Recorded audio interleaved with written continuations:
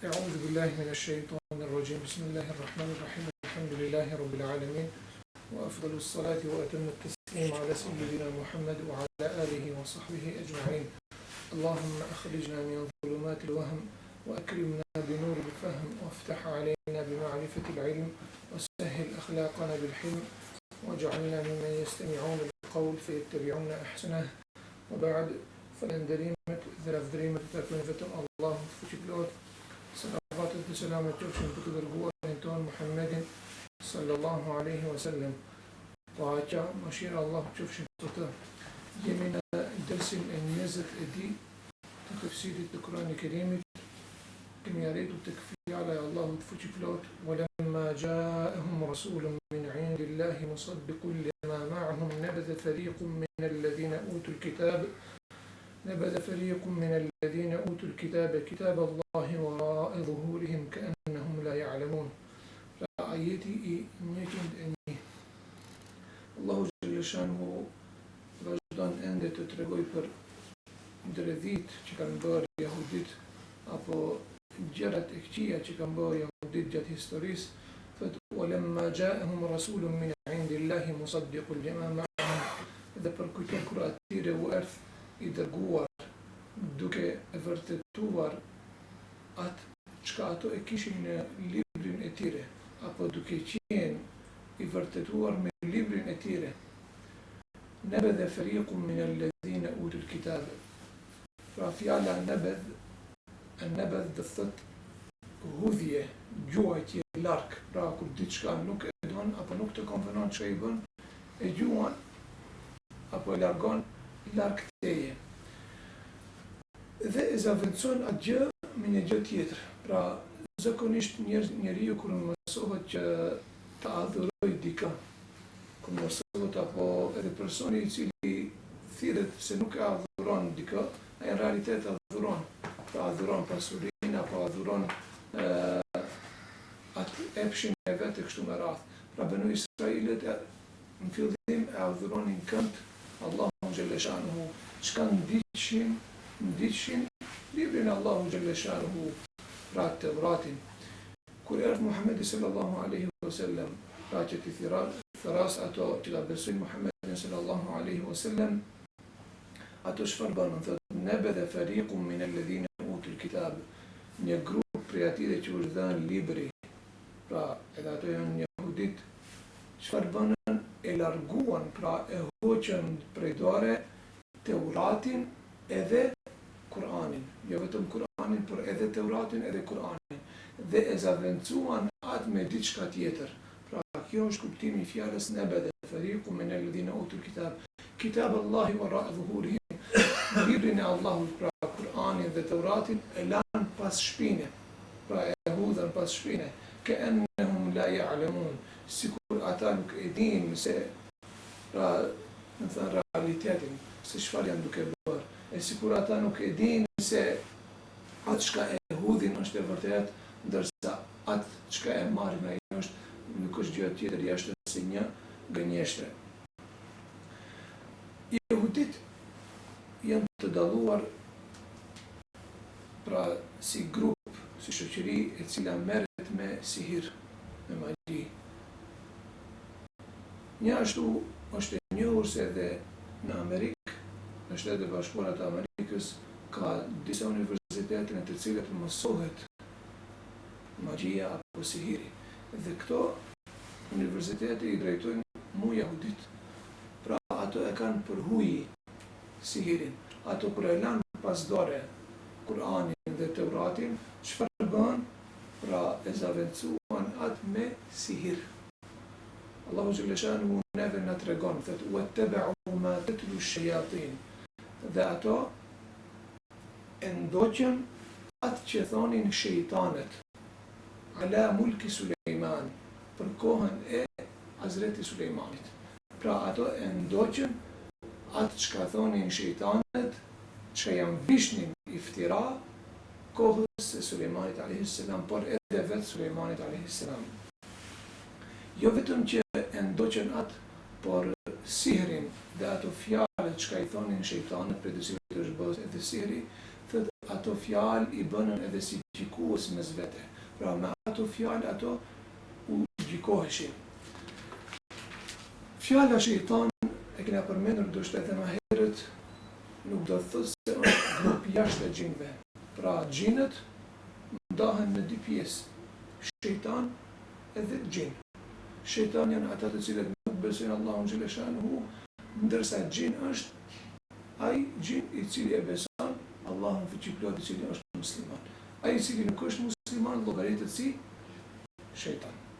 Edhe vetë këtë e konfirmon Allahu xhela shanuhu në Kur'an ku thotë wa anna minna al-muslimuna wa minna al-qasitun. Dhe prej nesh ka edhe musliman edhe jo musliman. Çfarë kanë lexuar shejtanët në kohën e Sulejmanit alayhis salam? Për çfarë iftiraje kanë hudhur Sulejmanit dhe kohës së Sulejmanit alayhis salam?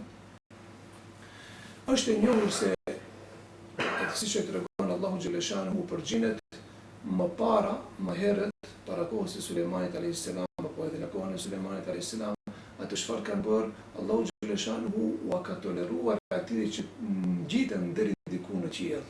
Edhe çfarë kanë bërë, thotë wa anna kunna naq'udu minha maq'ida lis-sam'. Dhe ne zinim pozita në qiell, pozita në të cilën ne dëgjonim se çfarë flasin melaçet. Pra kur Allahu xhela shanuhu ka dhënë urdhër melaçeve, dhe ato kur kanë dalë për ta zbatuar urdhrin e Allahu xhela shanuhu në tokë, ato kanë dëgjuar prej melaçeve se çfarë do të ndodh, apo me çfarë janë të urdhëruar melaçet. Edhe çfarë kanë bërë? Ato e kanë marrë një të vërtet, shejtanët, dhe asaj të vërtetës ja kanë hudhur disa gënjeshtra, jo disa gënjeshtra, por me mira gënjeshtra. Edhe këto të thënurat dhe këto gënjeshtrat i kanë tubuar dhe e kanë përpiluar një libër. Hazreti Sulejmani alayhis salam në kohën e vet e gjen librin, u merr atyre edhe e groposën sipas disa dietarëve diku në tokë, disa dietarë tjerë thonë ai nuk e groposin në tokë, por e futi nën kursin apo nën karikën, nën arshin në të cilën fronin në të cilën rrinte Sulejmani alayhis salam. Në qoftë se dëshirojmë na bëhet më e qartë për këtë se çfarë kanë dëgjuar shejtanët, apo si është e mundur një gjë të tillë të dinë sihirbazët diçka, rasti me Musa alayhis salam. Çfarë ndodh para se me ulin Musa alayhis salam? Firauni ja sheh një ëndër. Sheh Firauni ëndër. Pra se do të vinë një zjarr dhe shkatërron për kështu me radhë. Një zjarr bie bashkë në Egjipt. Edhe dietarët e asaj kohe, ato të cilët kanë qenë udhëhec shpirtëror, si ja komentuan atë, ja komentuan se do të vi një njeri i cili do ta shkatërrojë perandorinë tënde, i cili do të vi prej Palestine. Pra, kjo ka mundësi që këtë lajm, këtë informatë të vërtet ta kishin dëgjuar ato sihirbazët e Firaunit prej kujt? Prej melaçeve të Allahu xhela shanuhu. Se në ato kanë patur mundësi diçka të ndëgjojnë, jo gjithçka, por diçka kanë pasur mundësi që të ndëgjojnë. Pra kanë dëgjuar diçka prej melaçeve dhe i kanë njoftuar udhëheqësit shpirtëror të Firaunit apo sihirbazët e Firaunit, dhe sihirbazët e Firaunit çka kanë bërë, e kanë njoftuar Firaunin për një gjë të tillë. Dhe dinë se Firauni ka qenë aq i bindur sa që me të vërtet ka filluar që t'i vret fëmijët e Banu Israilëve. Ai ishte kështu që kanë shpjeguar këto ajete dhe këtë ndëdhi.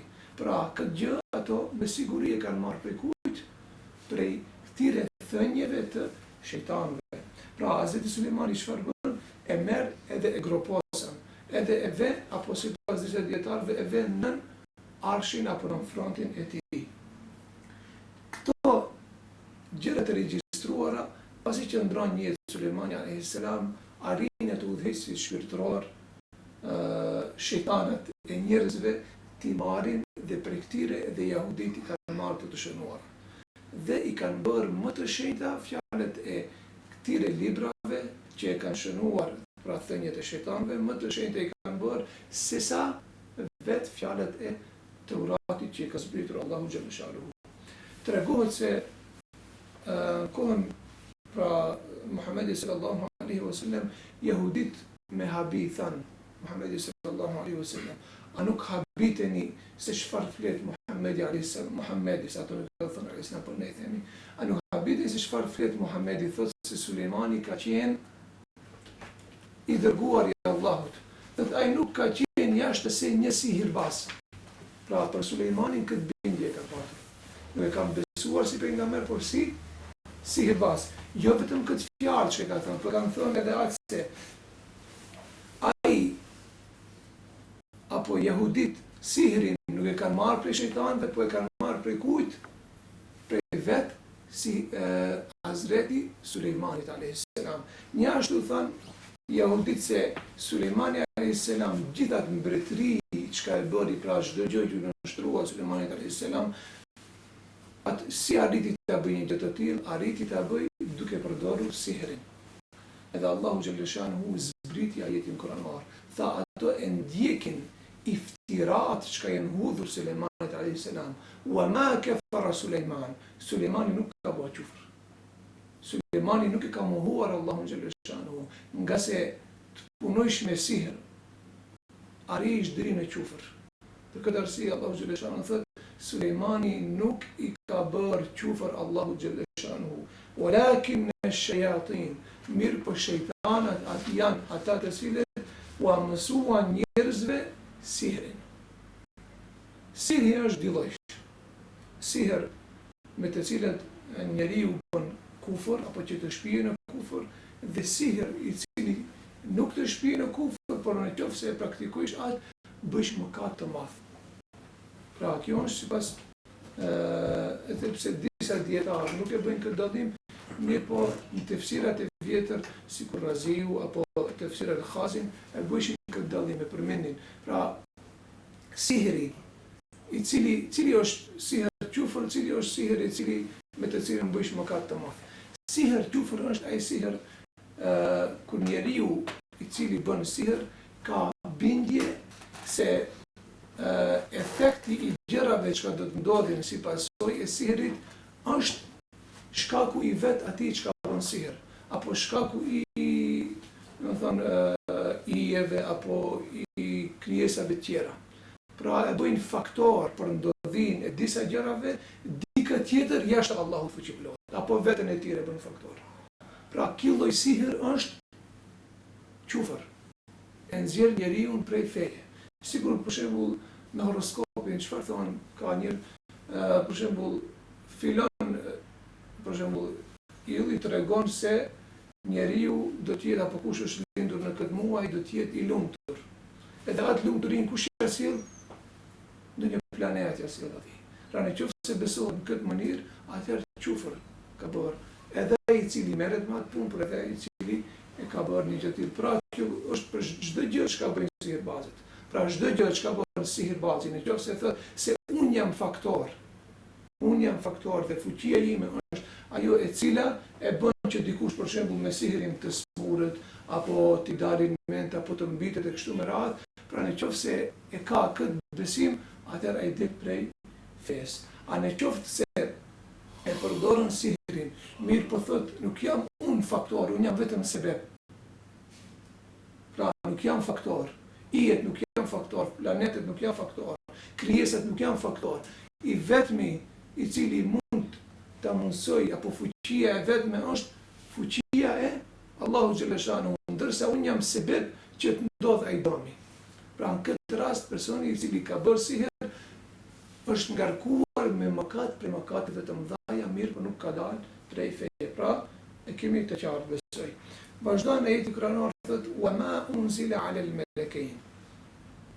Dhe e kanë ndjekur të thënurat, pra që është bërë iftira kohës apo Sulejmanit alayhis salam, pra Allahu xhallahu shanuhu çfarë thotë Sulejmani nuk ka bërë gjë të tillë. Njashtu thotë ato e kanë ndjekur dhe të thënurat apo ajo atyre gjëra që u kanë zbrit me laqeve, di me laqeve.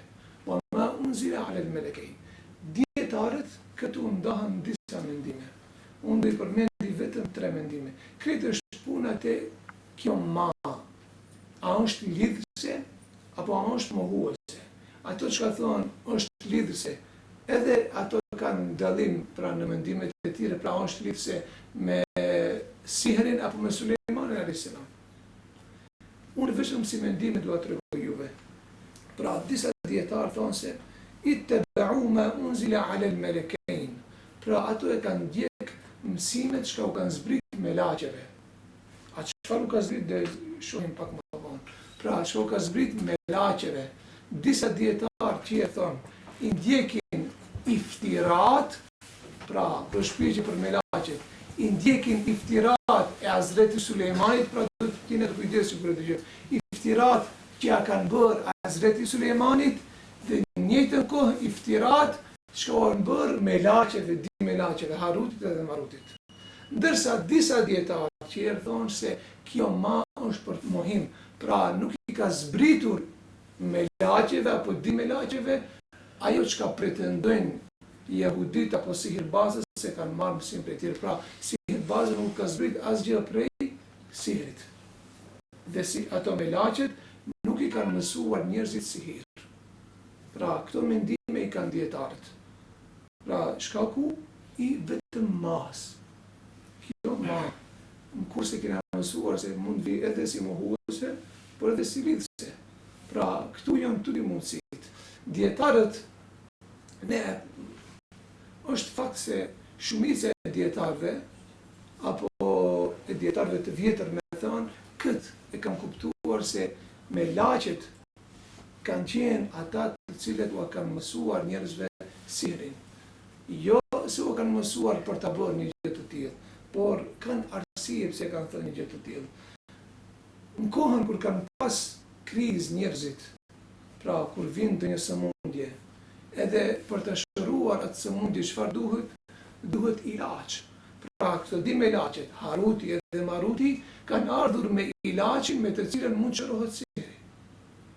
Njëkohësisht kur ja tregush ilaçin, jam mësuar edhe sihrin, pra kështu është. Mirë po ilaçi i kësaj është filan gjoja dhe fallan gjoja. Pra këtë gjë u kanë mësuar me lagjet. Njashtu dietarët apin edhe disa shkaqe tjera pse me lagjet u kanë mësuar pra metodën e sihrit. Thot nga se në atë kohë është shtuar apo janë shtuar sihirbazët në të madhe. Edhe shkaku i sihrit shumë njerëz kanë pretenduar edhe profeci. Vetëm se ka patur mundësi që me sihrin e vetë që bëj dikut, kurse për shembull dhe një magji ka bëhë dhe ajo është habit dhe ka thë, unë jam profet. Shkaku vetëm i magjisë shka ka bërë. Pra me lagjet kanë ardhur dhe u kanë mësuar edhe sihrin edhe të vërtetë. Dhe kanë thënë kjo është sihr. Mirë po keni kujdes se e vërteta është kjo. Njashtu, ato me lagjet u kanë mësuar edhe dallimin mes mu'gjizës edhe sihrit. Pra për t'ja treguar dikujt dallimin mes mu'gjizës, e cila vjen pjanës së Allahut, dhe sihri që vjen prej shejtanit, patjetër që duhet t'ja mësosh edhe sihrin, por edhe mu'gjizën. Pra, cili është dallimi mes sihrit dhe mu'gjizës? Dallimi është se sihri nuk mund të ndrojë realitetin e ndonjë gjëje.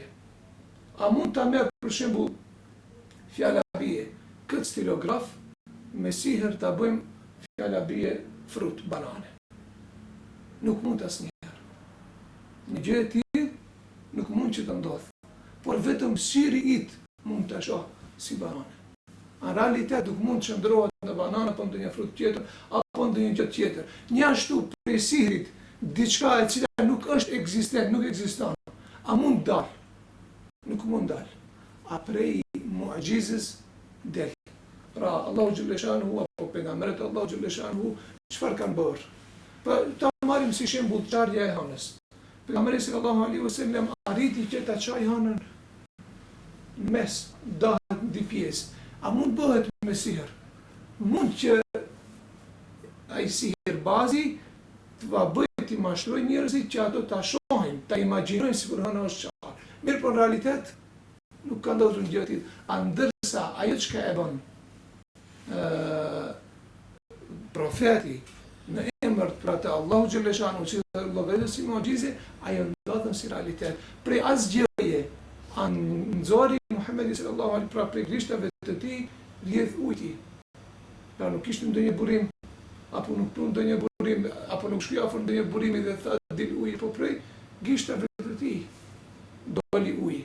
Pra këto gjëra u mësuan me lagjit njerëzve. Pra ta dallojnë mu'gjizën e cila vjen prej Allahu xhaleshanuhu dhe sihrin i cili vjen prej shejtanit të mallkuar. Dietari Ibn Jurayj at-Tabariu ka thënë, me të vërtetë Allahu xhaleshanuhu u mësoi njerëzve çdo gjë që i ka urdhëruar dhe çka i ka ndaluar. Dhe pastaj i urdhëroi ato që të largohen prej gjërave të ndaluar duke qenë të ditur për gjërat të ndaluara. Dhe i urdhëroi që t'i punojnë gjërat të urdhëruara që e ka urdhëruar Allahu xhaleshanuhu duke qenë të ditur se çfarë janë në të vërtetë ato urdhëresat e Allahut fuqiplot. Vazhdon Allahu xhaleshanuhu thotë: "Wa ma yu'allimani min ahadin hatta yaqula innama nahnu fitnatun fala takfur." Pra, edhe njerë themi, a mund që prej kësaj mu'gjizja, prej një stilografi të bëj ar? Mundet. A sihri? Nuk mundet. A mundet prej një libri të bëj, për shembull, një pako? Mundet me mu'gjizje. A ndërsa me sihr nuk mundet, vetëm të bën që ti ta imagjinosh një gjë të tillë. Pra, sihri jot sheh diçka që nuk është realitet. A ndërsa mu'gjizja të bën që ta shohësh realitetin dhe me të vërtetë realitetin, e bën prej librit diçka tjetër e kështu me radhë. Pra, wa ma yu'allimani min ahadin, pra këtë punë kam pas ato me lagjet, Haruti dhe Maruti, të cilët kanë qenë ku? Në Babil në Irak. Bi Babil e Harut e wa Marut. Wa ma yu'allimani min ahadin, dhe nuk i kanë mësuar as kujt, përpos se duke u thënë atyre me të vërtet ne jena fitne, pra sprofër ju, andaj ju mos bëni qufër.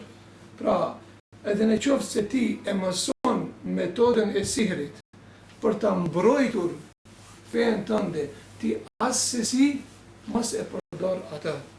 Nga se ti në qoftë se apo edhe mos e mëson realitet. Mos e mëson, nga se në qoftë se e mëson, ka mundësi që ti ta përdorish. Pra, mësimi i sihrit është ibtila, apo është sprov prej anës së Allahu xhaleshanuhu, është bela e zbritur prej anës së Allahu xhaleshanuhu për të sprovuar njerëzit. A nuk thotë Allahu xhaleshanuhu e hasiba an-nasu an yutraku, a menduan njerëzit se do thonë kena besuar dhe nuk do të sprovohen, wa hum la yuftanun. Këtu shtrohet pyetja, a është e lejuar të mësohet sihri apo magjia? A është e lejuar? Dietarët ndahen në dy mendime. Shumica e dietarëve thonë se mësimi i sihrit është i ndaluar rreptësisht. Nga se personi i cili e mëson sihrin, ta zëmë se ka mësuar dikush sihrin, çfarë mund do të matë? Edhe hajtë ta provoj, mos thua, a dhe jetë efikase e shka ka mësuar? A dhe ndodhe realitet e shka ka mësuar? E thët nga frika se mund ta provoj, dhe kur do të provoj mandej do zhitet në sihr, për këtë arsye nuk është e lejuar apo haram, e ndaluar rreptësisht, është që njeriu ta mëson, jo ta praktikon, ta mëson sihrin. Ndërsa disa dietar, pra siç është Imam Ghazaliu, njashtu edhe Raziu, e thotë se është e lejuar të mësohet vetëm për një arsye, pra për të mbajtur karshi sihirbazit dhe për t'ia nxjerrur në pah atij të pavërtetat dhe gënjeshtrat apo mashtrimet që ai u bën njerëzve. Pra, edhe dietarët, do të thonë, edhe nëse e marrim atë mendimin e ditë, i cili është e lejuar, do të kemi kujdes. Jo çdo kush mund ta mësoj sihrin. Jo çdo kush e dikush pyetën, o hoxh, a mund që të hi në kish? Apo o hoxh, a mund që ta lexoj Biblën? Biblën mund ta lexosh. Mirë, po duhet ta shohish. Jo çdo kujt është i lejuar të lexojë Biblën. Pse? Nëse njeriu nuk ka dituri fetare për librin e vet, për Kur'anin e Kerimit, ai nëse merr Biblën, mund që të mësoj për asaj të pavërtetë dhe të thirret në Islam me atë.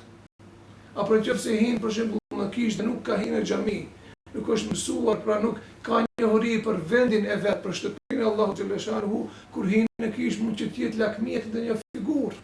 Për këtë arsye që gjithë njerëzve u lejohet që të bëjnë disa gjëra, për shembull të hinë në kishë, apo për shembull ta mësojnë Biblën e kështu me radhë. Pra duhet që t'i zgjedhim njerëzit. Edhe pra e them, edhe në qoftë se e marrim mendimin e Imam Gazaliut, prap e them jo çdo kush. Pra njeriu i cili t'i lejohet, ndoshta do ishte lejuar personi i cili është dietar musliman. Edhe ai të mësoj sihirin për ta kundërshtuar atë sihirbazin. A njerëzit të thjesht, as se si dhe dietarët nuk i lejojnë gjë të tillë nga frika se mos bien edhe ata në sihir. فَيَتَعَلَّمُونَ مِنْهُمَا مَا يُفَرِّقُونَ بِهِ بَيْنَ الْمَرْءِ وَزَوْجِهِ. Pra i kanë mësuar se si t'i dajnë gruan pra bashkëshortët me sihir.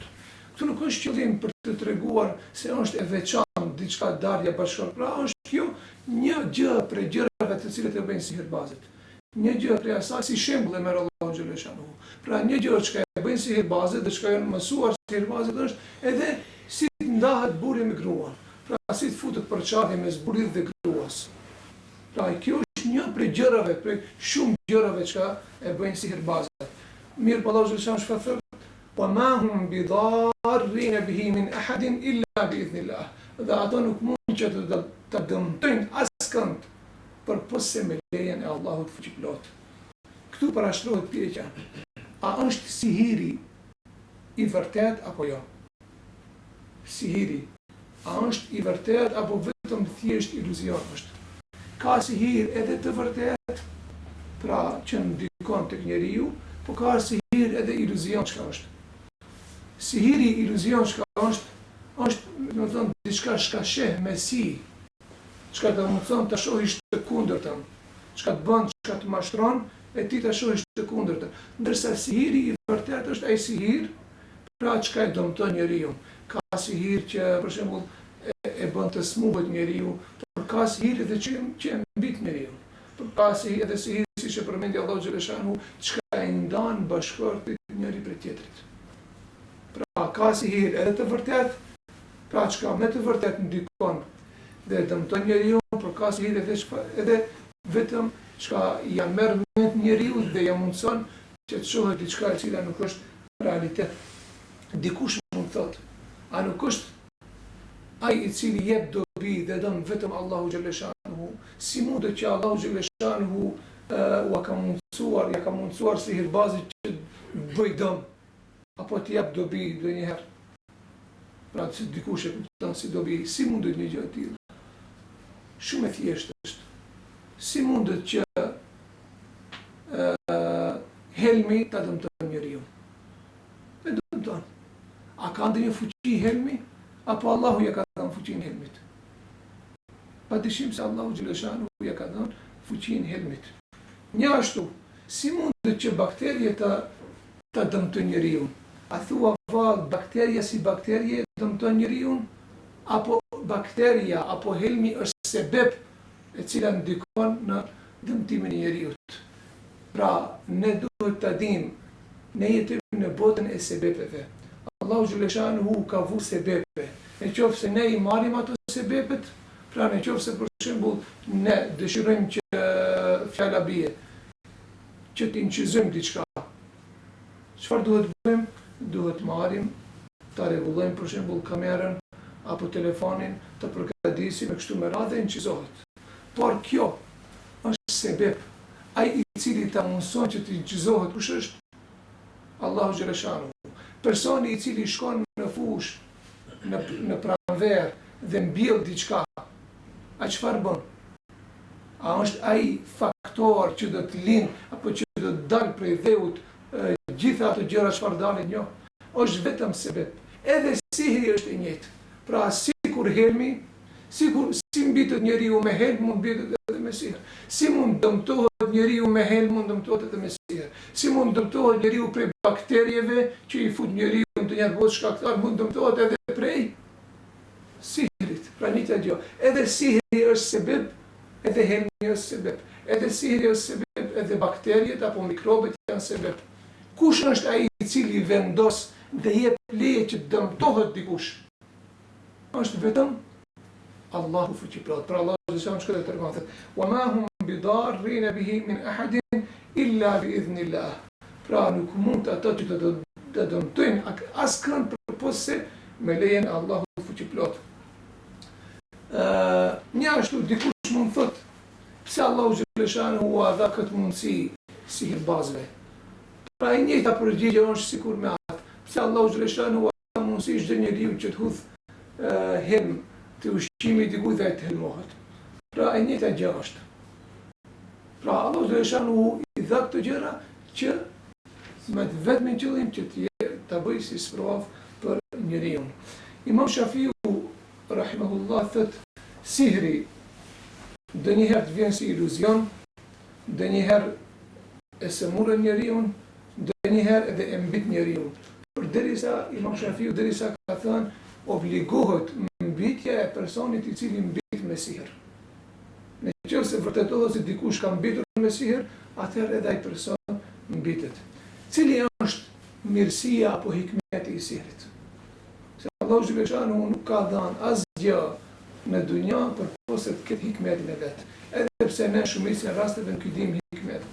Pra hikmeti i sihrit është, nëse marrim një sëmundje të thjeshtë, cili është hikmeti i sëmundjes? Është që njeriu ta falënderon Allahun xhaleshanu. Ndërsa hikmeti i sihrit ku është? Njeriu zakonisht kënd e ka planë sihri. Sihri e ka planë personin i cili është larg urdhave të Allahut xhaleshanu, është larg rrugës së Allahut xhaleshanu, është larg udhëzimit të Allahut xhaleshanu. Ai nuk e ka për dert se çka flet Allahu xhaleshanu, për urdhat e Allahut xhaleshanu nuk i jep dert hiç. Nëse i vjen atij edhe ndonjë pejgamber dhe i thotë ai frikohu Allahu xhaleshanu, ai thotë behec, nuk më intereson mua kjo punë. Unë kam jetën time. Zakonisht këtyre njerëzve u bën sihri. Pra njerëzve të cilët nuk janë në rrugë të Allahu xhaleshanu, pra kur do të vijë sihri i këtij, çfarë do të bëj?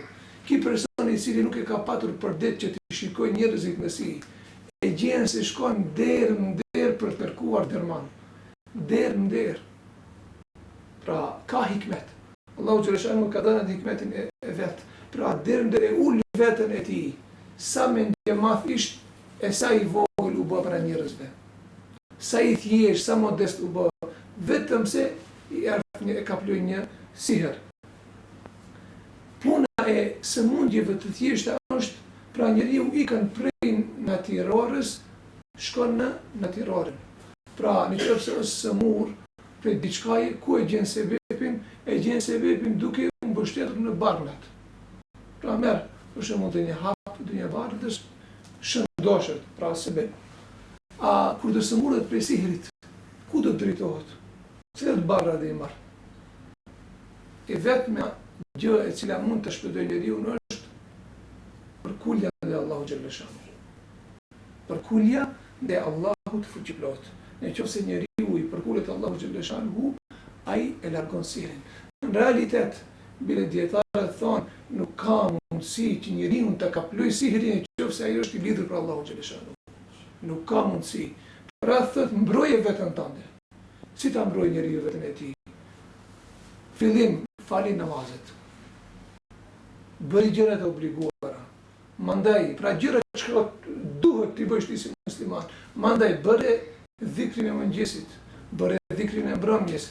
Këndo Kur'ani Kerim, nëse nuk dish të lexosh, këndoje, lexoje atë çka dish, përmend shprehur Allahin, surën Ikhlas apo Ayatul Kursi apo çfarë din. Kërkon din për Allahu xhaleshanu. Nëse ti e bën një gjë të tillë, atëherë nuk ka mundësi që të kaploj sihrin e tij. Pra zakonisht, si e them, sihri ka ndakaplon personin i cili nuk ka të bëj me fe as me asgjë. A personi i cili ka të bëj pra është i bindur në urdhat e Allahu xhaleshanu, atë person zort se e kaplon sihrin. Ka një rast në kohën e pejgamberit sallallahu alaihi wasallam, dikush mund thotë edhe pejgamberi e ka kapluar sihrin. Një njeri i quajtur Yahudi Lubejd ibn al-A'sam. Çfarë bëri Lubejdi? Lubejdi i bëri sihr Muhammedit sallallahu alaihi wasallam. Dhe transmetohet se Muhammedi sallallahu alaihi wasallam një periudhë kohore, një periudhë të shkurtër, është pra ka menduar se jo prej gjërave të shpallura për Allah xhaleshanu. se bën diçka në realitet me kalor. Pra, sikur me marr mente, diku mirën me njeriu, edhe nuk e din e ka bërë dhe gjë apo jo. Ka të lovitje pak, në pak. Pra, një gjë e tillë ka ndodhur dhe pejgamberi sallallahu alaihi wasallam. E dikush mund thotë, a nuk ishte i mbrojtur i dërguari Allahu xhallahu shanhu, pa dyshim themi ishte i mbrojtur i dërguari Allahu xhallahu shanhu prej sehrit. Por kishte hikmet në këtë gjë. Pse jo e kaploj? A mundi që Lubejdi t'ja arri qëllimin e tij, ta bëj që të vuaj Muhamedit sallallahu alaihi wasallam? Jo. Vetëm ishin ca çaste të cilat pejgamberi sallallahu alaihi wasallam u shqetësua. Mirë, po kjo ishte vetëm për t'i treguar njerëzimit se sihri është i vërtet. Andaj duhet që njerëzit të ndihmohen me çfarë? Duke u kapur për urdhat e Allahu xhallahu shanhu. Nëse ato e bëjnë një gjë të tillë, atëherë sihri nuk mund që të ketë ndikim te ata. Se, si që thamë, sihri është sebeb, personët që të bëjnë sihri janë sebeb, a dëmi për kuj vjen, për Allahu xhallahu shanhu, e qoftë se ti kërkon për Allahu që mos dëmtoj sebebi ati, për Allahu xhallahu shanhu të mbron Allahu fuqi plot. Pra, dëshmi dietarës, si që thamë, se dhe ka përjashtime, dëshmi se nuk je në rrugën e drejtë është në qoftë se ti të kap sihri. Pra, nuk i ke punët mirë me islamin tënd. A qoftë se i ke punën të mirë me islamin, atëherë është vështirë apo nuk mund, si që thoshte edhe Buti Allahu më shëroft, të e sfidoj dikënd të ma gjej një njeri, pra dietar që i ka kapluar sihri. Pra pejgamberi sallallahu alaihi wasallam arriti qëllimin me sihrin? Jo. Zbriti Xhibrili alayhis salam dhe ja tregoi tha shko filan pusin Dharwan e ka pas emrin, dhe prej atje Muhamedi sallallahu alaihi wasallam nxori krahër dhe fije fjokësh të lidhura për atë krahërin. Pra fjokë të lidhura për atë krahërin dhe i tha, o Muhammed, këndohe në çdo nije të krahërit, këndohe kul a'udhat. Pra kërkon mbrojtje prej Allahu xhallahu shanhu, duke kënduar kul a'udhat. Dhe pejgamberi sallallahu alaihi wasallam bëri një gjë të tillë. Pra kjo i ndodhi Muhamedit sallallahu alaihi wasallam për të na treguar neve realitetin e sihrit.